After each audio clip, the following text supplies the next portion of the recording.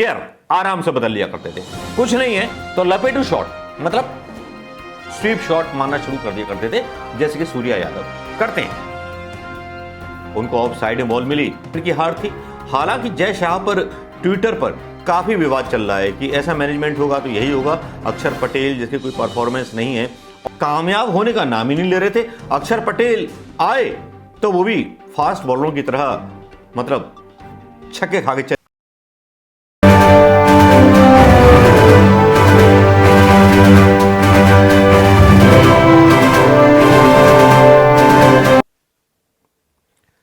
सारा कुछ हो गया, सूर्य को थाम लिया और कोशिश ये की उन्होंने स्विंगर बॉल डाली, आउट स्विंगर बॉल्स डाली।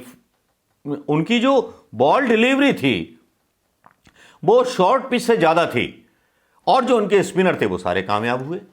हिंदुस्तान के स्पिनर कामयाब होने का नाम ही नहीं ले रहे थे। अक्षर पटेल आए तो वो भी फास्ट बॉलरों की तरह मतलब छक्के खा के चले गए और छक्के तो आज बहुत मारे।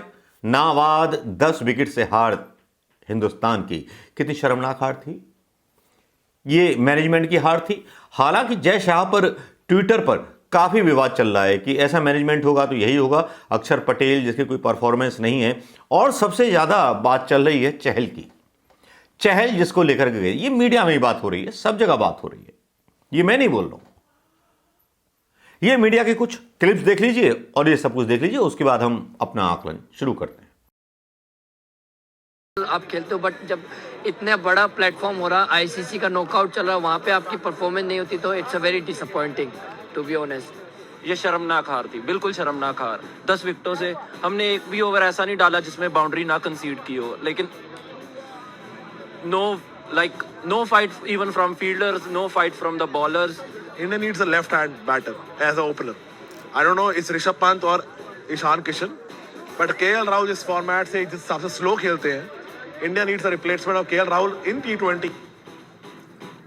तो ये क्रिकेट फैंस हैं, इनकी बात आप सुन रहे थे और समझिए जरा इस बात को भी कि ये इश्क है जो भारतीय क्रिकेट फैंस को भारतीय क्रिकेट से है, भारतीय क्रिकेट टीम से है। इसी वजह से दिल दुखा जरूर है लेकिन टूटा नहीं है और उम्मीद का दामन अभी पूरी तरीके से बंधा हुआ है, क्योंकि अब अगले मुकाबले से अभी से आज से ही पाजी उम्मीद भी बनने लगी। लेकिन यहाँ पर जो बात अंजुम कह रही थी ना कि साहब युजवेंद्र चहल का उन्होंने एग्जाम्पल देकर एक पूरी की पूरी पिक्चर खींची है, तो ये तो कहीं ना कहीं सोच दिखाती है ना। आपकी कोई सोच ही नहीं है। अगर आप फैसला लेते हैं तो आप उसको एग्जीक्यूट कर नहीं पाते हैं उस रूप में जिसमें आप सोचते हैं कि करेंगे शायद। पाजी ओ, ये हमारी सोच है, लेकिन हमारी सोच से बड़ी सोच जो मैनेजमेंट है, सेलेक्टर्स है, उनकी होनी चाहिए। हम तो बैठे हुए यहाँ बता देते हैं ऐसा होना चाहिए, लेकिन हमारी सिर्फ एक सोच है। लेकिन सोच जो है सेलेक्टर्स की, बोर्ड की चेंज होनी चाहिए कि हमें ये रखता है। मुझे अतुल की बात बहुत बढ़िया पसंद आई कि एक कोच तीनों तरह की क्रिकेट नहीं संभाल सकता, आप थोड़ा बहुत डिवाइड कीजिए। ये आज से 5 साल पहले ऐसे था कि 80% क्रिकेटर वही खेलते हैं, शायद ना खेलें। आने वाला अगर T20 खेलना है तो उस तरीके का खेलना है जिसमें ज़रूरत है। शायद आपके मेन प्लेयर उसमें फिट ना हो। अब पुजारा को नहीं रखा तो वो क्योंकि इस तरह की क्रिकेट नहीं खेल सकता, इसलिए आप वो टीम बनाइए जो उस फॉर्मेट को सही आती है। पाजी मैं आपको एक सेकंड मैं बस ये पूछना, मैं पाजी से बस यही पूछ रहा हूं। नहीं, एक आपको एक शॉकिंग बात है।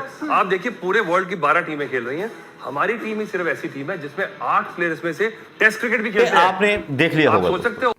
इसको देखने के बाद अब मैं आपको अपना एक्सपीरियंस बताता हूं। 2020 की शुरुआत हमारे जमाने में हो चुकी थी। जब मैं 9th में और 10th में पढ़ता था तब 2020 के मैच हुआ करते थे। हुआ क्या था कि मुझे क्रिकेट में दिलचस्पी थी। हिंदू इंटर कॉलेज नगीना में मैं पढ़ता था। मैं जो था क्रिकेट बैट और वो मांगने के लिए गया तो बोले नहीं हॉकी हो गया, वो टाइम लिमिटेड है, फुटबॉल ले लो टाइम लिमिटेड है, क्रिकेट का तो कोई मतलब टाइम ही नहीं होता, 5 दिन का टेस्ट मैच होता है, ये होता है। 3 दिवसीय मैच भी नहीं थे उस टाइम पर, वनडे मैच भी नहीं हुआ करते थे उस टाइम पर। तो हम थोड़े से उदास हो गए, चले आए।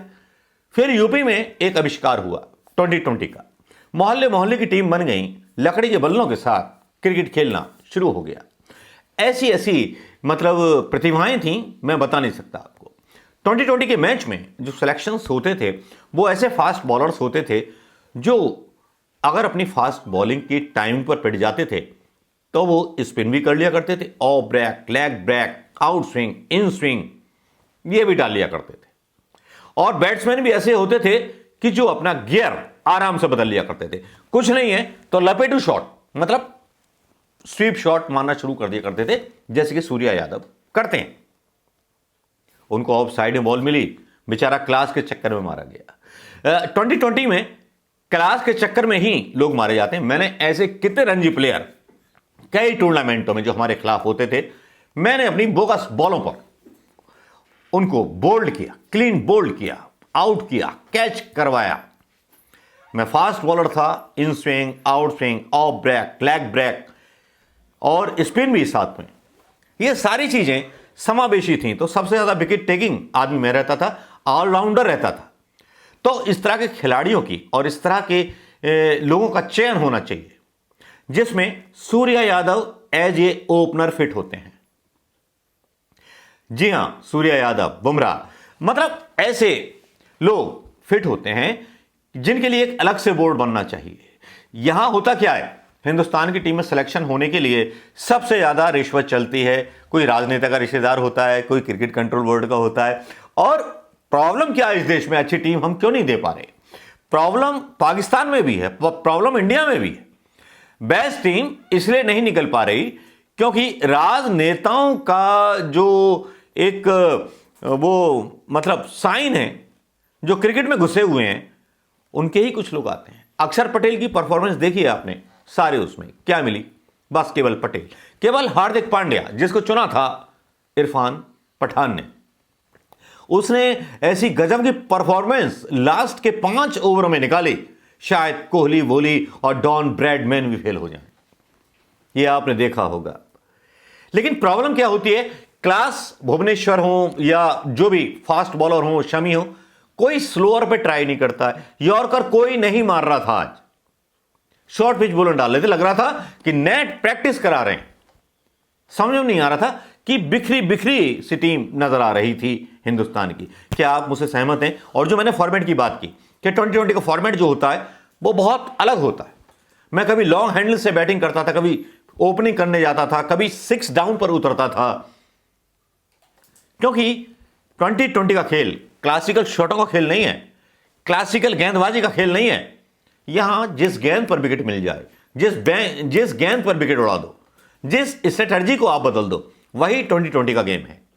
यहां हिंदुस्तान चूक गया क्योंकि यहां क्लास जो दिखानी है, यहां बड़े बड़े क्रिकेटरों को लेके आना है 2020 में, जिसकी वजह से बहुत सारे विज्ञापन मिल जाएं, भले ही देश हार जाए।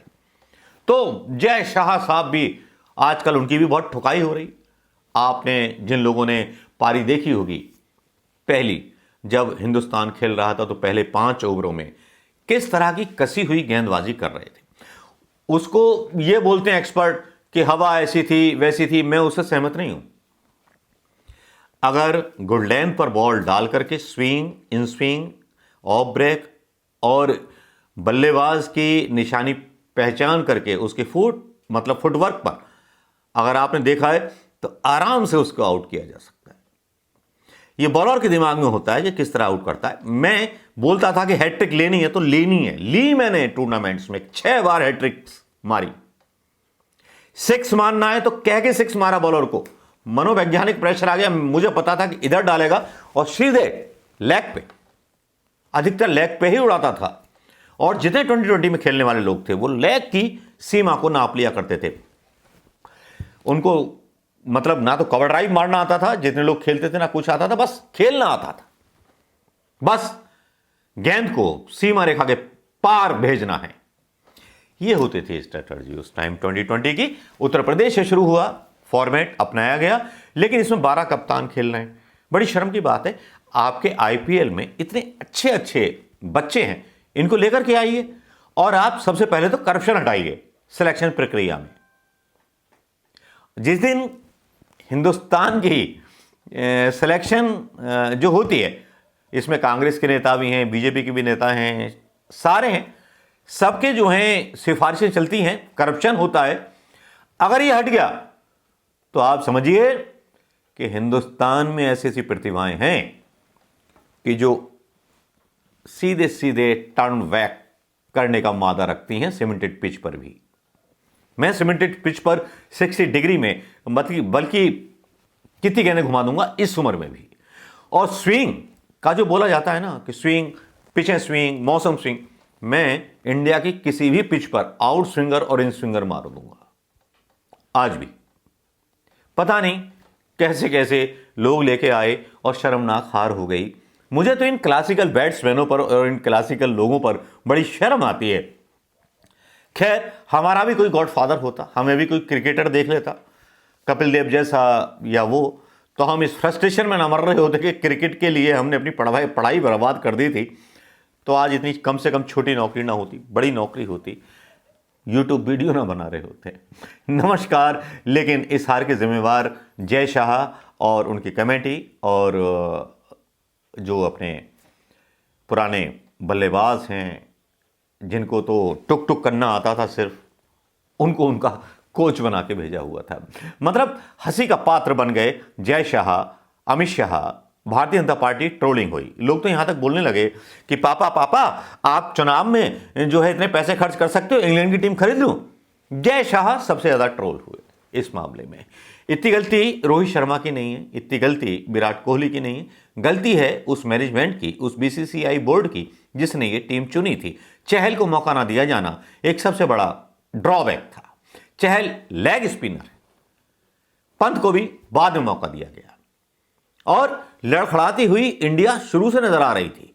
रोहित शर्मा परफॉर्मेंस नहीं कर पा रहे थे तो अपने आप को ड्रॉप क्यों नहीं किया? सूर्य यादव से और विराट कोहली से ओपनिंग करानी चाहिए थी आपको, जैसे कि बदलते थे पहले हिंदुस्तान में, नीतियां बदलते थे। श्रीकांत को लेके आया जाता था आउट करने के लिए, जीतने के प्रयास पूरे लगाए जाते थे। हिंदुस्तान की जनता को लगता था यार वाकई में बड़ा सीरियस वो कर रहे हैं। उसके बाद भी हार जाते थे तो इतना गम नहीं होता था, लेकिन 10 विकेट से हार और ऐसे खिला रहे थे बॉल, शॉर्ट पिच है कि बेटा मार मार, आज तो अपना रिकॉर्ड तोड़ दे। लोग तो यहां तक बोल रहे हैं जय शाह ने कर्ज चुका दिया ब्रिटेन की इंग्लैंड की टीम को जिता करके। ये राजनीतिक बात हो जाएगी थोड़ा, लेकिन जो बातें बोली मैंने सच्ची बोली। नमस्कार, जय हिंद दोस्तों।